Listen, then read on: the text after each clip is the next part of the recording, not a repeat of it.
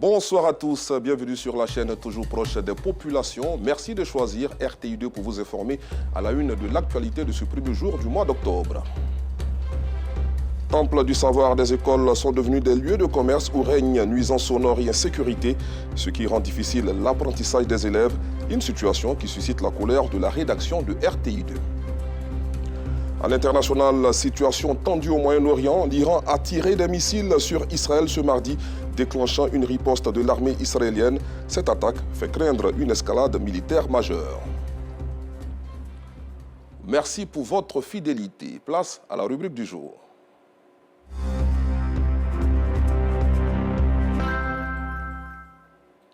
Direction les communes d'Adjamé et d'Abobo où des écoles sont envahies par des commerçants obsédés par le gain.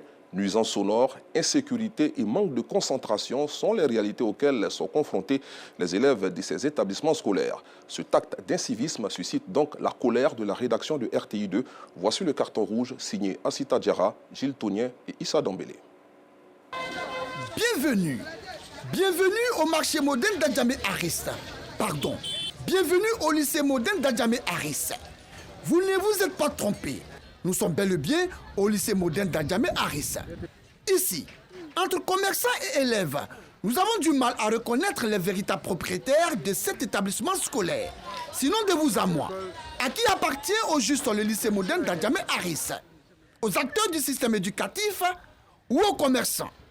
Regardez de vous-même. Regardez comment ces bâtiments censés être un temple du savoir pour éduquer, instruire et former les futurs cadres de ce pays sont encombrés, obstrués, gênés, fermés par les commerçants. Difficile, voire impossible pour les apprenants d'étudier et d'apprendre en toute quiétude et dans la sérénité les cours donnés par les enseignants dans ces conditions-là. Difficile et impossible, affirmons-nous sans détour. Ayant cohabité longtemps avec ces vendeurs et vendeuses, certains apprenants du lycée moderne d'Adjamé Aris ont été transformés. Des chanteurs sont-ils devenus? Ils maîtrisent à la perfection toutes les chansons fredonnées par les commerçants tout au long de la journée, en vue de s'attirer de la clientèle.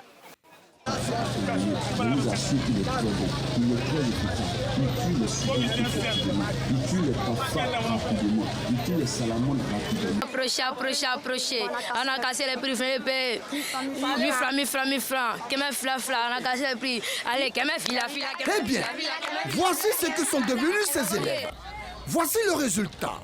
Un résultat amer, un résultat révoltant, un résultat méprisable, avilissant. Ceci au grand désarroi de la première responsable du lycée moderne d'Adjamé Aris, Suzanne Koulibaly.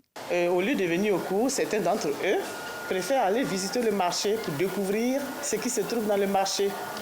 Cela a un impact sur leur rendement aussi. Au lieu de suivre les cours, le temps qu'ils passent à aller visiter les articles du marché, ce temps pourrait être utilisé soit à faire des exercices ou à assister aux cours. Voilà donc le danger de la cohabitation avec le marché. Ils pourraient fréquenter des personnes de mauvaise moralité qui pourraient leur inculquer de mauvais comportements et une mauvaise éducation. Un véritable danger, vous l'avez dit, madame le proviseur. Mais ce n'est pas tout. Et oui, ce n'est pas tout. Ce terrain que vous voyez là, ce terrain qui devrait être un espace vert pour permettre aux élèves du lycée moderne d'Adjamé Aris de pratiquer aisément les activités sportives, est malheureusement transformé en un parking et est aussi devenu un marché. Les élèves obligés donc de parcourir des kilomètres pour se rendre au terrain Jean de la Force des 220 logements pour le cours d'éducation physique et sportive. N'est-ce pas, madame le proviseur? Bien, cet espace n'est pas exploitable. Il est utilisé par d'autres personnalités qui sont gestionnaires de cet espace. Selon la direction du lycée moderne d'Adjamé Aris, plusieurs démarches ont été menées pour solutionner cette situation en vain. Nous avons essayé d'adresser un courrier à M. le maire en 2022, mais nous n'avons pas eu de suite favorable. Nous avons essayé l'année passée, en 2023, d'échanger avec les riverains qui occupent l'espace. Envahir, mais surtout coloniser celui-ci pour empêcher ces élèves, le futur cadre de ce pays, d'étudier dans le calme. Un véritable challenge pour ces commerçants qui entendent coûte que coûte le relever. Leur mauvaise foi, leur mauvais comportement Leur mauvaise manière de chercher leur pitance quotidienne, hélas, fait énormément souffrir enseignants, éducateurs, élèves et proviseurs de ces lycées, mais également des lycées voisins comme le lycée Nangu à Brogua. La cohabitation avec les commerçants est un peu difficile, négatif même, dans la mesure où les étals au niveau de l'entrée de l'établissement entravent la bonne circulation, autant des élèves que des personnels et même des personnes qui viennent nous visiter au sein de l'établissement. Et le fait de voir ces personnes qui sont là en train de vendre à tout moment, ça donne des idées à certains de nos élèves qui se disent que ce n'est pas forcément à l'école qu'on réussit. Ils se disent qu'on peut laisser l'école, aller vendre et puis avoir de l'argent rapidement. Quand nous venons pour pouvoir accéder à l'établissement, parfois on a l'impression que c'est nous les intrus. Voilà que c'est triste, que c'est malheureux. Et conscients de leur forfait, de leur infraction, de leur délit, de leur comportement malsain, empesté, souillé et impur, certains parmi eux prennent la fuite à la vue de notre caméra. Dommage tout ça. Et dommage que le lycée moderne d'Adjamé Arissa et Nangu à Brogua ne soient pas les seules écoles de cette commune qui se retrouvent dans cette situation déplorable. Regardez cet établissement scolaire privé. Les commerçants ont non seulement colonisé l'entrée et les alentours, mais ils ont aussi accès à l'intérieur. Leurs marchandises sont même stockées pêle-mêle au sein de l'établissement avec la complicité des responsables de l'école. Depuis un moment, les collèges ne sont plus subventionnés. Ces commerçants font partie de nos programmes d'activité. Ce sont nos ressources additionnelles. Et quand ils sont là, voilà, ils payent quelque chose à l'école.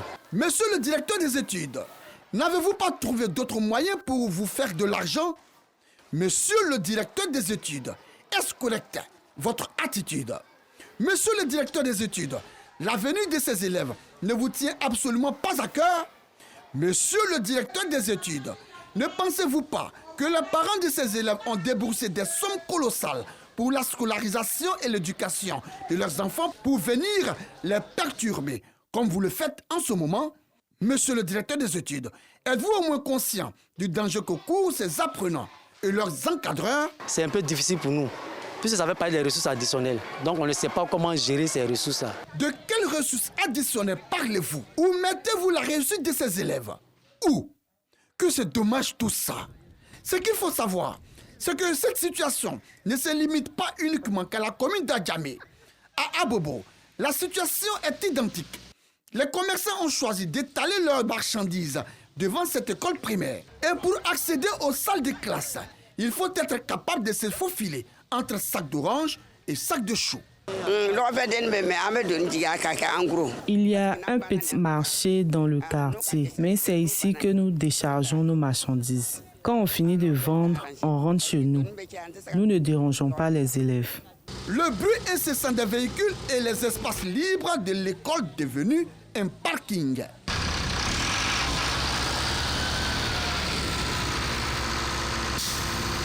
Un constat amer qui déchire le cœur du premier responsable de l'école. Il dit être au bout de ses moyens, au bout du gouffre.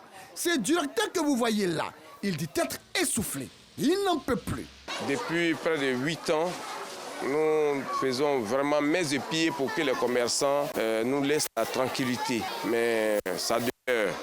La mairie vraiment a été interpellée maintes fois. Et en tout cas, chaque fois qu'ils ont été interpellés, ils ont réagi. Ils ont réagi positivement. C'est même grâce à eux que tout autour de l'école, les magasins ont disparu. Ils ont déguerpi tous les magasins. Mais je crois que juste après donc, la destruction de l'ancien marché pour la réhabilitation, les commerçants nous ont encore réenvahis. Les véhicules viennent là, il y a des parkings sauvages qui se créent et le matin, ils ne viennent pas les enlever. Donc les enfants sont obligés de faufiler les véhicules pour pouvoir accéder à l'école. Surtout les gros camions, avant de partir, ils vont ronfler pendant longtemps avant de pouvoir décoller. Mesdames et messieurs, les commerçants, mesdames et messieurs, les automobilistes, qu'ont-ils fait ces enfants? Que dis-je, vos enfants, pour mériter cette torture, cette punition, cette maltraitance, pour mériter ce sort? N'est-ce pas que dans ces établissements scolaires se trouvent vos enfants les enfants de vos parents, les enfants de vos amis, que si. Alors, c'est donc votre manière à vous de contribuer au bien-être et à l'épanouissement de ces enfants qui ont préféré l'école qu'à la rue. Au regard de toutes ces difficultés, de toutes ces souffrances, de toutes ces peines, de tous ces châtiments qui constituent, à n'en point douter, un frein à la réussite scolaire de ces élèves, un carton rouge est attribué aux responsables des établissements scolaires qui consciemment partagent les espaces de leurs écoles avec les commerçants, moyennant une rémunération quelconque, une maudite somme, dirait-on. Carton rouge, carton rouge. Carton rouge et encore carton rouge à tous ces commerçants, tous ces automobilistes et tous ces responsables de quartier qui empêchent les élèves, de par leurs actes d'incivisme et d'indiscipline, d'apprendre et d'étudier dans le calme, dans la sérénité et en toute quiétude. Vivement que les autorités compétentes trouvent une solution rapide et durable pour le bonheur de tous ces acteurs du système éducatif. Oui, vivement. À l'international, émotion vive au Togo après l'attaque contre un rassemblement politique dimanche à Lomé. Une réunion organisée par la plateforme d'opposition DMP a rapidement été interrompue par des hommes qui ont lancé des chaises en direction de la tribune. Plusieurs personnes ont été blessées, dont le député sénégalais Guy Marius Sagna. Et puis, c'est une attaque qui fait craindre une escalade militaire majeure au Moyen-Orient. L'armée israélienne a annoncé ce soir que des missiles avaient été tirés depuis l'Iran sur Israël. Des tirs israéliens ont eu lieu pour intercepter les missiles lancés par l'Iran. Retour en Côte d'Ivoire où le rideau est tombé hier sur la 9e édition des Journées nationales du cacao et du chocolat au parc des expositions d'Abidjan-Port-Boué. Une dernière journée qui a mobilisé élèves, étudiants et opérateurs économiques. Des précisions avec nous, Sangaré. Ange et ses amis sont des élèves en classe de 5e. Cet après-midi, après les cours, elles ont décidé de faire un tour au parc des expositions dans la commune de Port-Boué où se déroulent les Journées nationales du cacao et du chocolat. Un choix qui leur a été bénéfique. C'est la première fois que je viens à la GNCC. J'ai vu du chocolat, plusieurs façons de chocolat. J'ai vu comment le cacao était transformé en chocolat et ça m'a permis d'apprendre beaucoup de choses. Élèves, étudiants, opérateurs économiques, entre autres, ces personnes issues de divers secteurs d'activité ont effectué nombreux déplacements pour visiter les différents stands. J'ai eu un BTS en contrôle qualité, donc là j'essaie de prendre quelques informations dans le but de pouvoir postuler si possible dans les différentes entreprises. Nous sommes premiers producteurs mondiaux du cacao, donc je me dis que si je me lance dans ce domaine-là, ça pourrait être un peu plus productif pour moi. C'est la première fois que je viens participer à ce genre d'événement. J'ai découvert qu'en Côte d'Ivoire, il y a de très bons chocolats. Moussa est responsable d'un stand qui propose des produits dérivés du cacao. Producteur, il a décidé depuis quelques années de se lancer dans la transformation afin d'apporter une valeur ajoutée au fèves du cacao. Nous ne sommes pas arrêtés seulement au chocolat noir et au chocolat au lait. Nous avons des dérivés qui est du chocolat au sombara, du chocolat à la noix de cajou, du chocolat au gemgem et du chocolat au sésame. Il y a aussi le café que nous transformons. Il y a le café au petit cola qui réveille tous les sens. Et il y a aussi le café au gemgem. Cette 9e édition des Journées nationales du cacao et du chocolat s'est tenue sur 3 jours. Pas de producteurs, pas de cacao. C'est le thème de cette édition, une thématique pour mettre en lumière le rôle essentiel des producteurs de cacao, véritables artisans de la richesse du pays. Restons dans cette actualité pour recevoir M. Sidiki Bassissé, président des sociétés coopératives du Haut-Sassandra. Bonsoir. Bonsoir, monsieur. Bienvenue. Merci. Alors, première question, le gouvernement a fixé le prix du kilo du cacao à 1800 francs CFA et celui du café à 1500 pour la campagne 2024-2025 qui a démarré donc ce mardi 1er octobre 2024. Quel commentaire faites-vous de ces prix? Écoutez, je pense que l'État a fait un très grand effort. Vu déjà l'année dernière, je pense à la campagne passée, le prix était à 1500.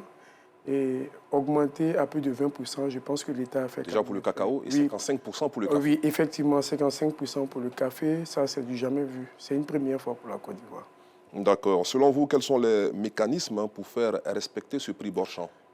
Écoutez, je pense que c'est une question de l'offre et de la demande. Hein. La demande de cacao aujourd'hui, la demande mondiale est très élevée. Donc du coup, je pense que le prix va se faire respecter par elle-même, par le marché. D'accord. Alors, pensez-vous que ces prix-là pourront freiner la fuite du cacao et du café vers les pays voisins? Oui, bien entendu. Je pense que c'est quand même suffisant, le produit. Alors, selon vous, pourquoi cette fuite vers ces pays voisins-là? Je pense qu'on assiste à ce phénomène. Oh oui, enfin, je me dis que c'est des commerçants véreux, voilà, des bandits qui s'adonnent à cette activité. Et l'État a bien vu, en mettant, comment dirais-je, des mécanismes assez rigoureux. D'abord, la sécurisation des frontières, et puis aussi pour le prix, ça, je pense que ça va vraiment freiner les choses. Alors, autre bonne nouvelle, désormais les détenteurs de la carte d'agriculteur vont bénéficier gratuitement de la CEMU, couverture maladie universelle. On peut le dire, hein, c'est un ouf de soulagement pour vous. Oui, c'est un bouffée d'oxygène pour les producteurs, parce qu'il faut dire que c'est vrai, on voit tous le cacao ici à Abidjan, mais les gens, ils le font au fin fond de la forêt, où il y a problème d'infrastructures sanitaires et tout. Donc l'État, en permettant aux producteurs de bénéficier gratuitement, il faut le dire, voilà, il faut le dire gratuitement, de couverture sanitaire, je pense que ça a salué. Et vraiment, c'est une très grande surprise pour les producteurs. En tout cas, les bonnes nouvelles se suivent, hein, s'enchaînent et se suivent pour les producteurs ivoiriens.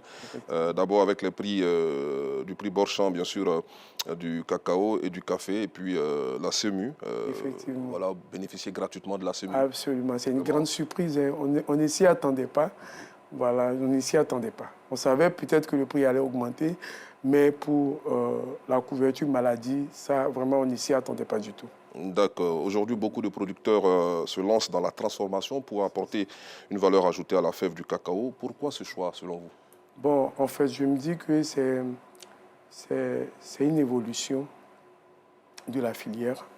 Et l'État, il faut dire que la Côte d'Ivoire est le premier broyeur mondial de cacao. Donc, ça se dit clairement. La Côte d'Ivoire broie la plus grosse quantité de cacao au monde. Donc, avec la nouvelle génération de producteurs, moi-même étant en Vest ici, je suis un producteur également, voilà, et je suis aussi dans la transformation. Donc, on s'essaye aussi pour pouvoir permettre à nos parents ici de consommer local le chocolat ivoirien. D'accord. J'ai bien envie de poser cette question. À quoi ressemble une journée d'un président de société coopérative? Comment se passe sa journée? Oui, un président de coopérative, c'est d'abord un producteur. Un producteur, le travail, c'est avant, avant la campagne même de cacao, nous pensons à la sensibilisation des producteurs sur la qualité du produit qui doit être livré à nos clients. Voilà. Et puis aussi, il y a le rôle de manager que nous jouons également. Voilà. Parce qu'à part les producteurs, il y a une équipe que nous gérons, c'est-à-dire il y a la partie administrative avec un directeur, avec la comptabilité.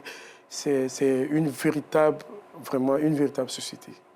Voilà, donc, on le dirige comme un PDG, voilà, des grandes entreprises. Donc nous sommes en face d'un PDG. Bon, on peut le dire. Allez, vous terminez un mot sur la 9e édition des JNCC. Ont-elles été bénéfiques pour vous? Je veux parler bien sûr de retombées. Écoutez, je pense que ça a été très bénéfique pour nous.